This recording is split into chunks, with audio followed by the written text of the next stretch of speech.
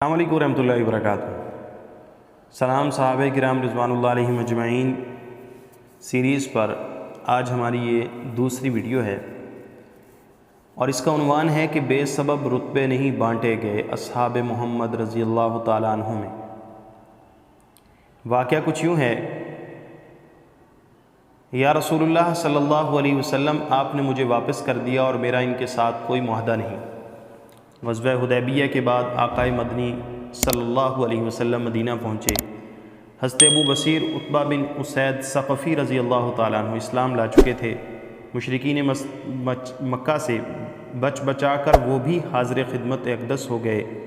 مکہ والوں کے ساتھ معاہدہ حدیبیہ میں ایک شرط یہ بھی تھی کہ اہل مکہ میں سے کوئی اگر اسلام لا کر مدینہ پہنچے گا تو اسے واپس کر دیا جائے گا۔ معاہدے کی اسی شک کے تحت مشرکین مکہ نے ان کو واپس لانے کے لیے 2 آدمی بھیجے۔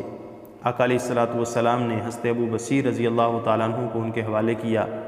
اصحاب رسول صلی اللہ علیہ وسلم کی فرمانبرداری دیکھیے کہ انہوں نے نہ جانے سے عذر کیا اور نہ ہی کسی دوسرے صحابی نے اس پر احتجاج کیا۔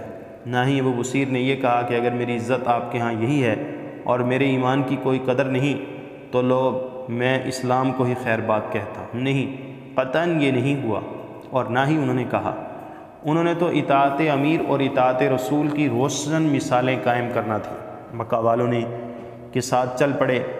مدینہ سے چند میل دور ذوالحلیفہ کے مقام پر سستانے کے لیے آپ ٹھہرے، کھجوریں کھانے لگے۔ ابو بصیر نے دونوں میں سے ایک سے کہا، یار تیری تلوار بہت عمدہ لگ رہی ہے۔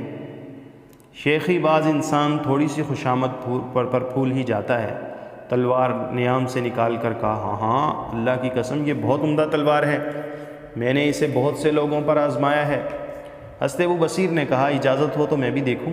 اس نے تلوار ان کے حوالے کر دی۔ انہوں نے اس پر اسے آزمایا اور دوسرے کافر نے بھی دیکھا کہ ایک کو تو ٹھنڈا کر ہی دیا ہے، اب میری باری ہے۔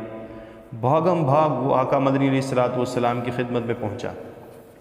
اس پر سیدنا ابو بصیر رضی اللہ تعالیٰ عنہ نے وہ تاریخی جملہ کہا جس کا اوپر ذکر ہوا۔ حضرت شیخ الحدیث مولانا زکریا کاندوی رحمہ اللہ فرماتے ہیں کہ آدمی اپنے دین پر پختہ ہو اور دین بھی حق ہو تو نجات کی صورت نکل ہی آتی ہے۔ سیدنا ابو بصیر رضی اللہ تعالیٰ عنہ سمجھتے تھے کہ معاہدے کی وجہ سے اگر مشرکین مکہ نے دوبارہ مطالبہ کیا تو مجھے دوبارہ ان کے حوالے کر دیا جائے گا۔ چنانچہ سلام عرض کر کے رخصت ہوئے۔ سمندر کے کنارے مکہ سے شام جانے والی شاہراہ پر ذرا ہٹ کر قیام فرمایا۔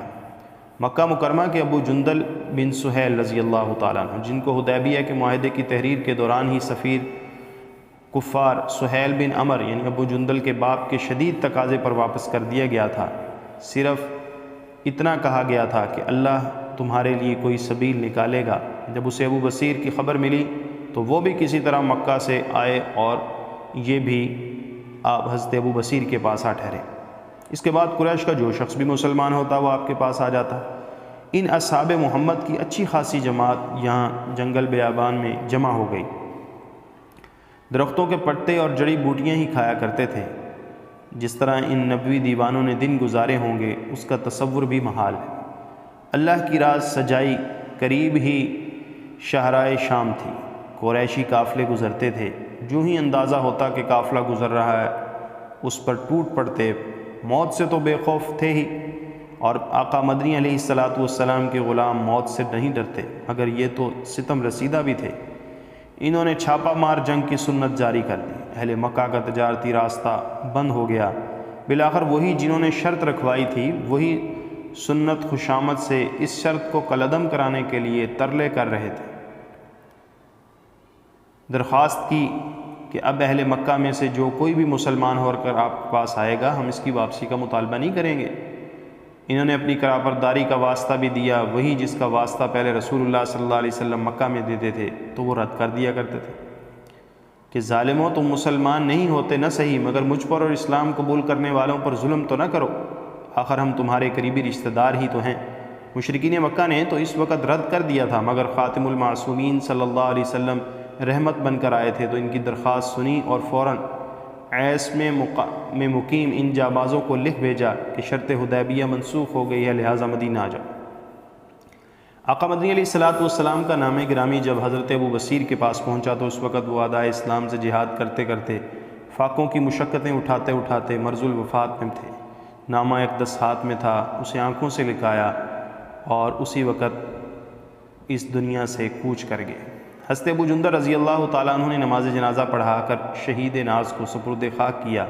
نامہ گرامی سے پتہ چلتا ہے کہ ان کی رائے اور چھاپہ مار جنگ پر آقا علیہ الصلاۃ والسلام نے کوئی باز پرس نہیں فرمائی، ان سے راضی تھے، اسی لیے انہیں مدینہ منورہ حاضری کی اجازت دی۔ آج بھی دنیا صحابہ کے اس تدبیر کو پڑھ کر اور سن کر پکار اٹھتی ہے کہ سلام اے صحابہ کرام رضوان اللہ علیہم اجمعین، سلام اے صحابہ کرام رضوان اللہ علیہم اجمعین۔ اللہ تعالی ہمیں صحابہ کرام رضوان اللہ علیہم اجمعین کے نقش قدم پر چلنے کی توفیق عطا فرمائے۔